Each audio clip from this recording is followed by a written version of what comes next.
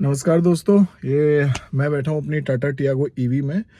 आज मैं आपको इसकी कंप्लीट डिटेल बताऊंगा कि इसको कैसे चलाना चाहिए, इसके माइलेज आप कैसे निकाल सकते हैं और कितना माइलेज ये मैक्सिमम खींच सकती है। तो एक डिटेल वीडियो है। जिन लोगों के पास में टाटा टियागो ईवी है, अगर कोई इश्यूज़ आ रहे हैं कि आपकी गाड़ी रेंज कम दे रही है तो वो कैसे देगी, या क्या कमियां क्या गलतियां हम लोग कर रहे हैं वो हम देख सकते हैं। क्योंकि मैं 1 साल से इसको चला रहा हूं लगभग, तो एक एक्सपीरियंस मुझको हो गया है और मैंने कई तरीके से इसको चलाने की कोशिश कर ली है और उस हिसाब से अपने को इधर कुछ चीज़ों पे रेंज निकालने का कुछ तरीके पता चल गए।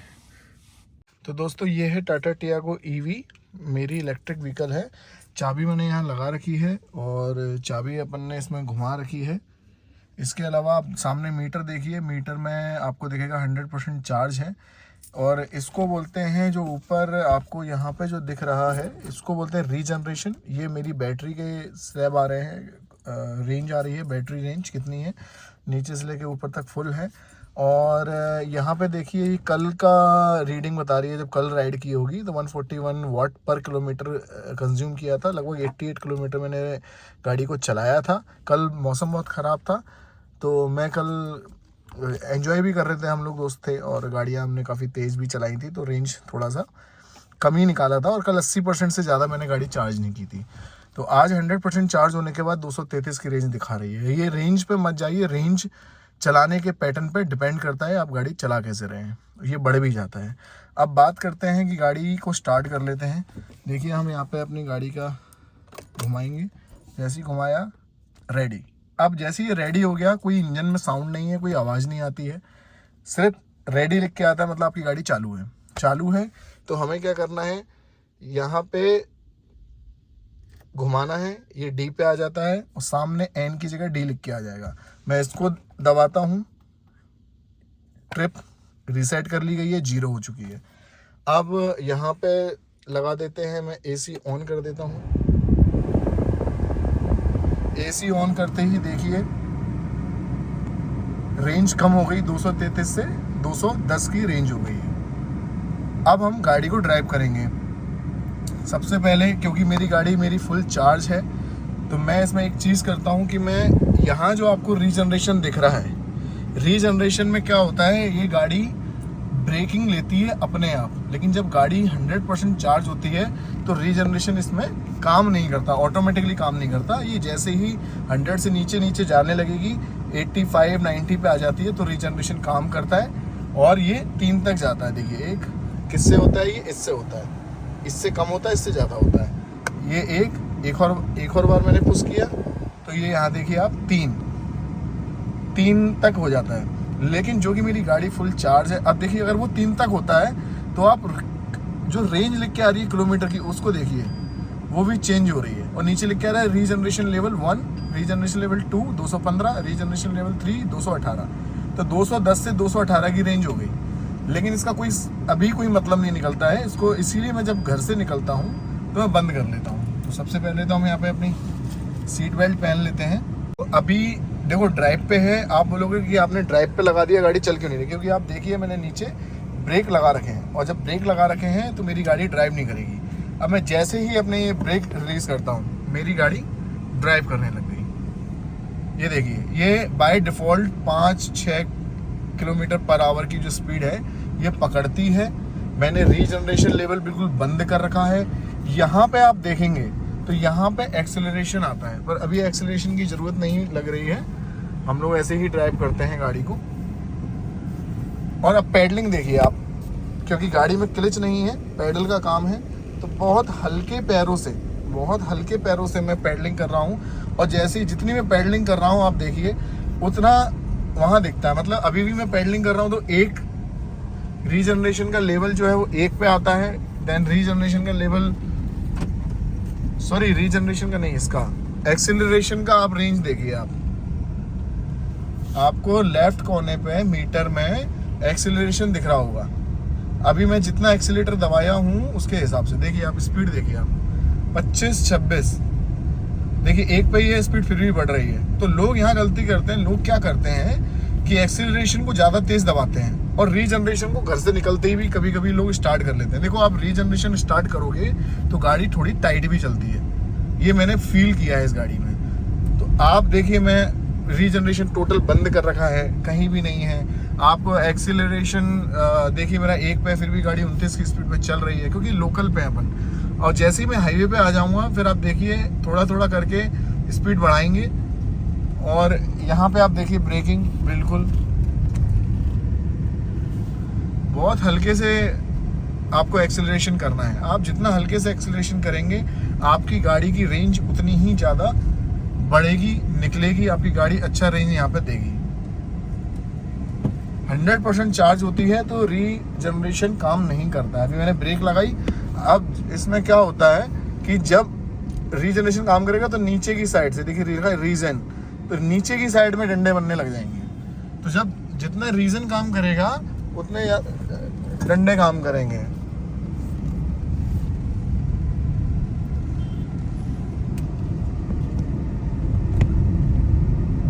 तो आप देखिए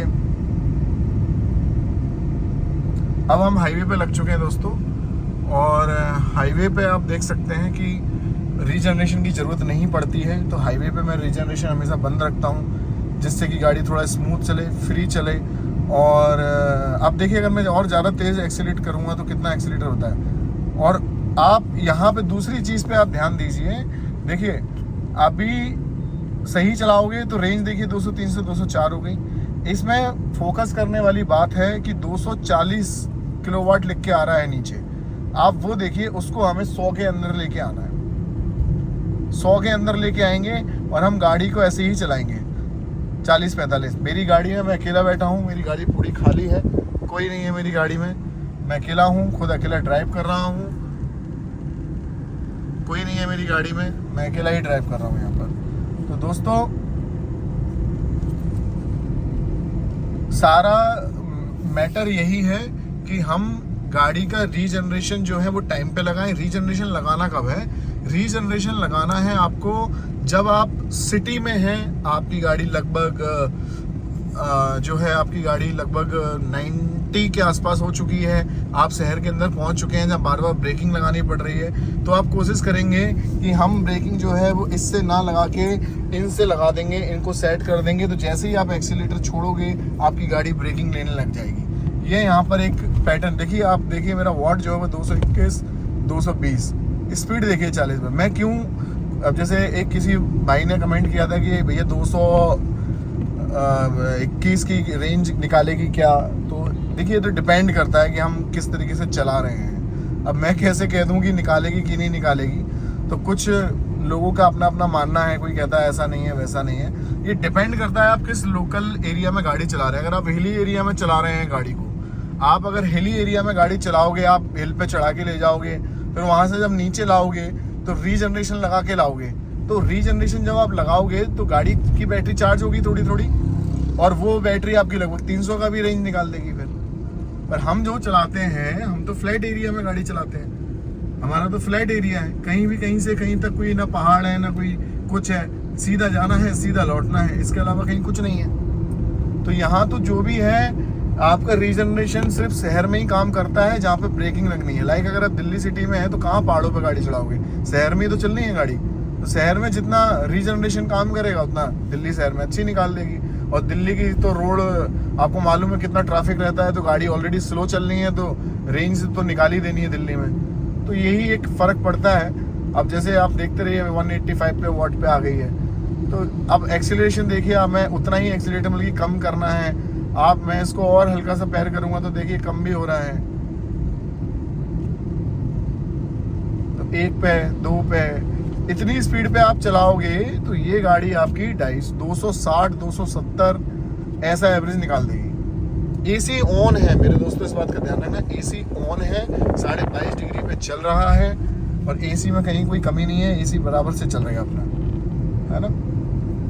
देखिए 202, 203 दिखा रही थी जब अपन निकले थे, अभी 3.2 किलोमीटर चल चुकी है, 3.3 चल चुकी है, पर 202 पे ही है। मतलब रेंज वहीं थम चुकी है और रेंज ऐसे ही थमती रहेगी। हम किलोमीटर चलते जाएंगे, रेंज ऐसे ही थमी रहेगी। तो कुछ लोगों को अगर कुछ कन्फ्यूजन्स थी कि गाड़ी का रेंज क्यों नहीं दे रही है, तो ये यार ये इसके साथ थोड़ा सा दिक्कत है। अब अगर आपके पास पेट्रोल डीजल गाड़ी होगी तो आप तो भाई पहले ही दाग के गियर सूद दोगे गाड़ी को, तो वो चीज़ अलग है। इस गाड़ी के साथ में थोड़ा सा यही है कि आपको एक्सेलरेशन का, ब्रेकिंग का ध्यान रखना है। आप हाईवे पे चल रहे हैं, जैसे अभी अपन हाईवे पे चल रहे हैं, तो अपन को कोई ज़रूरत ही नहीं है। हाईवे पे क्या ज़रूरत पड़ रही है कि रीजनरेशन लगाओगे, कमी ब्रेक लगनी कितनी है, कम ब्रेक लगनी है, और स्लो स्पीड से चलाओ, 50-60 पे भी चला लो। लेकिन चलो अपन इसको थोड़ा सा स्पीड बढ़ाते हैं। मैं एक काम करता हूँ, थोड़ा सा एक्सीलेटर बढ़ाता हूँ, फिर आप देखिएगा क्या होगा। ये अपन ने एक्सीलेटर बढ़ा लिया, गाड़ी को 60-65 पे अपन कर लेते हैं। अब अपन एक्सीलरेशन जो है वो इसी हिसाब से देंगे अपन कि गाड़ी की स्पीड जो है वो मेंटेन बनी रहे।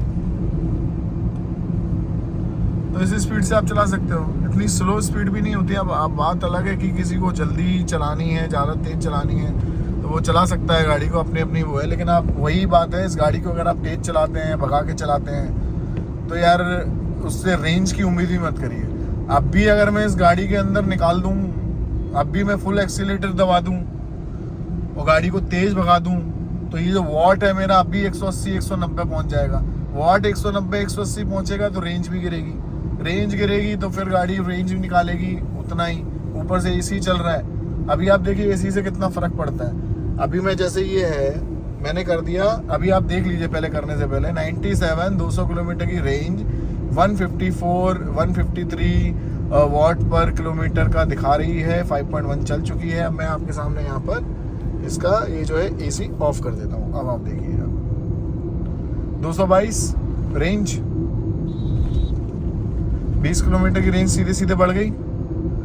अब इसका वॉट भी बहुत जल्दी गिरेगा।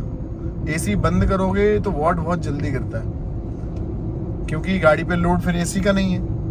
लेकिन अब बिना एसी के तो भाई कैसे चल पाएंगे अपन यार, गर्मी इतनी पड़ रही है, उमस का मौसम है, बारिश का मौसम है, तो बिना एसी के तो नहीं चल सकते। इसीलिए अपन इसको यहाँ पे ऑटो पे कर देते हैं। ऑटो कर दिया है, 22.5 के हिसाब से एसी चल रहा है। आप देखिए 199 सीधा 20 किलोमीटर गिर गया।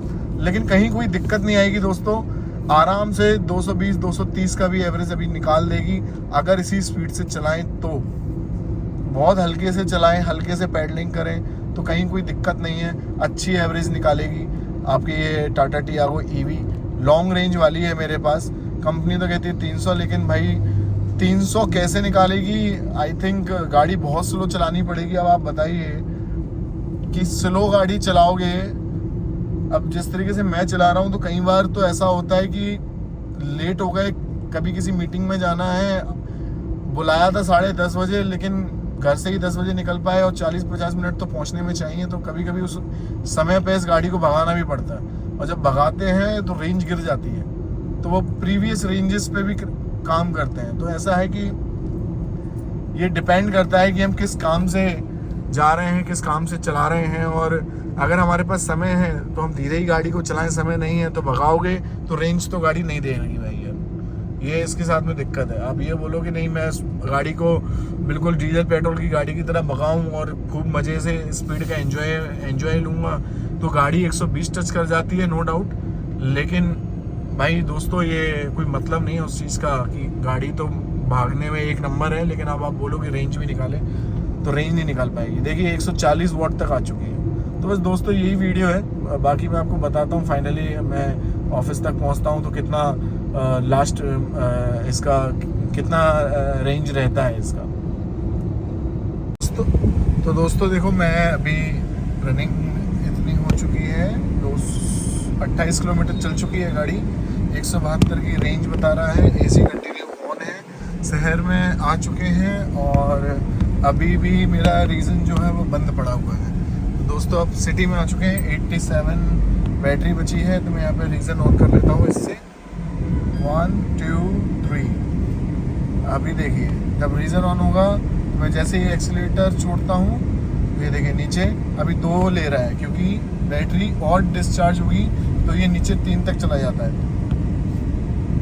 3-4 तक चला जाता है। ये डिपेंड करता है कि बैटरी अभी चार्ज है ना, तो 85 से नीचे जैसे बैटरी हो जाएगी तो ये चला जाएगा। 107 वॉट पर किलोमीटर ले रहा है, 184 की रेंज निकाल रहा है, 87 बैटरी बची है, 28 किलोमीटर चल चुकी है। हम सिटी में हैं, हमने रीजन ऑन कर लिया है जिससे कि अपने आप गाड़ी जो है अपना ब्रेकिंग लेगी और उसको ऑन करने से थोड़ा सा रेंज तो बढ़ ही जाती है। तो दोस्तों यही था, आप इस तरीके से देख सकते हैं, आप इसी तरीके से अपनी रेंज निकाल सकते हैं। ये कुछ टिप्स थे मेरी तरफ से। अगर आपको फिर भी कुछ कन्फ्यूज़न लगता है, समझ में नहीं आता है, तो आप कमेंट बॉक्स में पूछ लीजिएगा, मैं आपको वहाँ पे जवाब दे दूँगा।